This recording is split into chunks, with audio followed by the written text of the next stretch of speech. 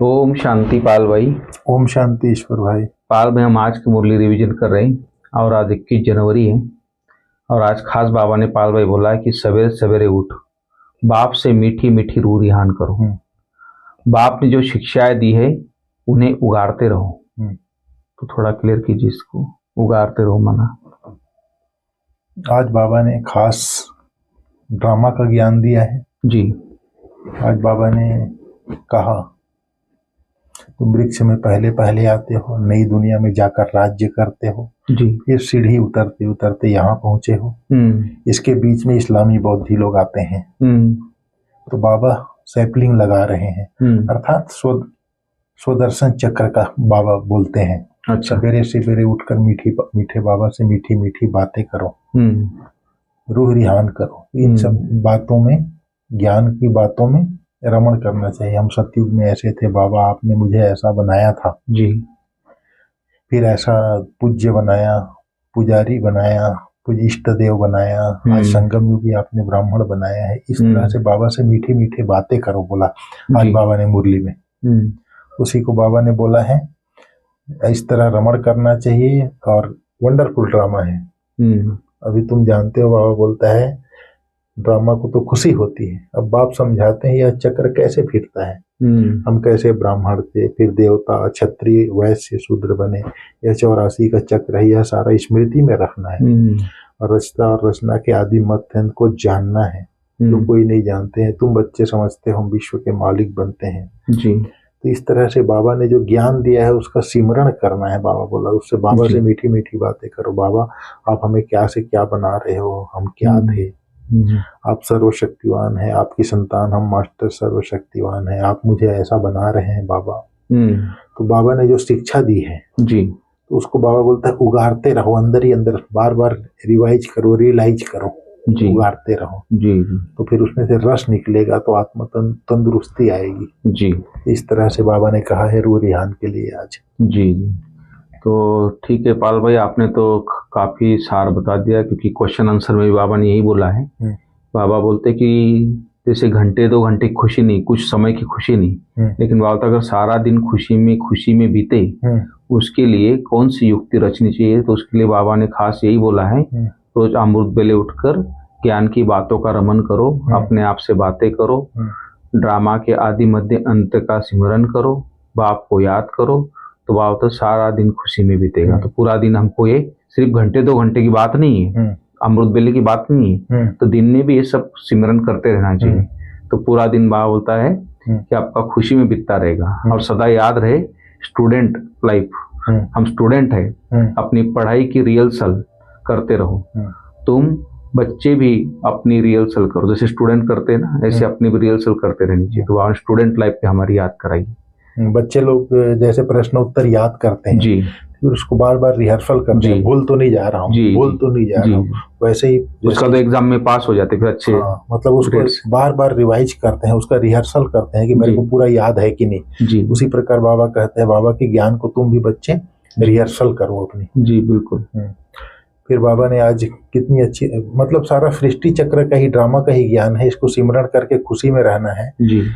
अभी सारे ड्रामा के आदि मध्य को हम जान चुके हैं। आप कहते हैं कल्प की आयु 5000 वर्ष है, मनुष्य कह देते हैं लाखों वर्ष। कितना वंडरफुल है।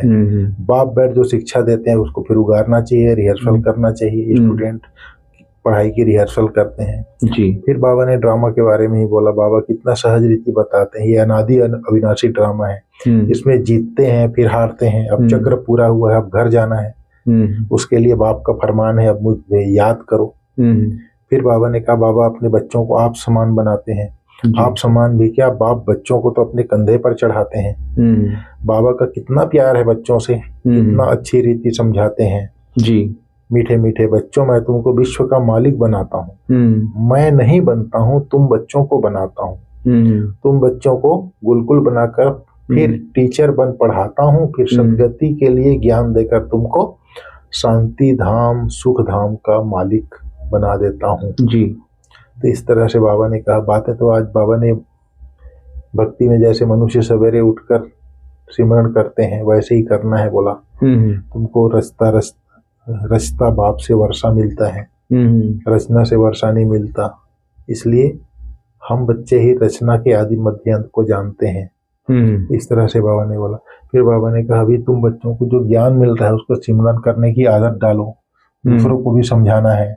बाप कहते हैं अब तुम्हारी आत्मा पर बृहस्पति की दशा है, वृक्षपति भगवान तुमको पढ़ा रहे हैं, तुमको कितनी खुशी होनी चाहिए। भगवान हमको पढ़ाकर भगवान भगवती बनाते हैं। वो बिल्कुल ऐसे बाप को जितना याद करेंगे तो विकर्म विनाश होंगे। ऐसे विचार सागर मंथन करने की आदत डालो, बाबा बोलता है जी। फिर बाबा कहते हैं तुम बच्चों को शिव बाबा पढ़ाते हैं, वो बाबा भी है, टीचर भी है, सदगुरु भी है, सदगति देते हैं। ऊंचे ते ऊंचा भगवान शिव है। वह कहते हैं मेरी निंदा करने वाले उच्च ठौर नहीं पा नहीं सकते जी। बच्चे अगर नहीं पढ़ते हैं तो मास्टर की इज्जत जाती है। बाप कहते हैं तुम मेरी इज्जत नहीं गंवाना, भगवान पढ़ाता था और तुमने क्या पढ़ा, चाल चलन से पता चलता है ना जी। इसलिए बाबा बोलता है पढ़ते रहो, एम ऑब्जेक्ट तो सामने खड़ी है जी। वह फिर गुरु लोग अपने लिए कह देते हैं। सदगुरु को ठौर न पाए, सदगुरु का निंदक ठौर न पाए जी। उसको आजकल के जो देहधारी गुरु है अपने लिए कह देते हैं, जिसके कारण मनुष्य डर जाते हैं कहीं श्राप न दे दे। गुरु से मिला हुआ मंत्र ही फिर जपते रहते हैं, फिर सुनाते रहते हैं। फिर बाबा ने कहा आज कैसे वृत्ति परिवर्तन से बाबा का वृत्ति परिवर्तन हुआ तो अपना जीवन ही बदल गया जी। बाबा ने कहा स्वामी राम तीर्थ का अनन्य शिष्य था स्वामी नारायण। हाँ। छोटेपन में बाबा उसकी किताबें पढ़ी हुई थी। बाबा को यह सब पढ़ने का शौक था। तो बाबा को छोटेपन में जब किताब पढ़ा था तो वैराग्य आता था। फिर एक बार बाइस्कोप देखा। कौन सा बाइस्कोप देखा? विश्व सुंदरी कुछ था, स्वप्न सुंदरी कुछ था। बस वृत्ति खराब हुई, साधुपना बदल गया। फिर बाबा शादी कर लिया। उसका किताब पढ़ा था तो वैराग आ गया था। तो इस तरह से बाबा ने कहा बाप कितनी सहज कमाई कराते हैं। 21 जन्मों के लिए सच्ची कमाई कराते हैं। तुम्हें हथेली पर बहिष्ठ लाया हूँ, बोलते हैं बाबा, तुम्हारी हथेली पर बहिष्ठ है। बाप बच्चों के लिए स्वर्ग की सौगात लाते हैं, ऐसे और कोई मनुष्य नहीं कह सकते। बाप ही कहते हैं, इनकी आत्मा भी सुनती है। तुम बच्चों को सवेरे उठकर ऐसे विचार सागर मंथन करना है। भक्त लोग भी माला फेरते हैं, उनको गौमुख कहते हैं। वास्तव में गुप्त तो यह है, बाप को याद करना, अचपा जाप इसको कहा जाता है। खुशी रहती है। कितना वंडरफुल ड्रामा है यह, बेहद का नाटक है जो सिवाय तुम्हारे और कोई की बुद्धि में नहीं है।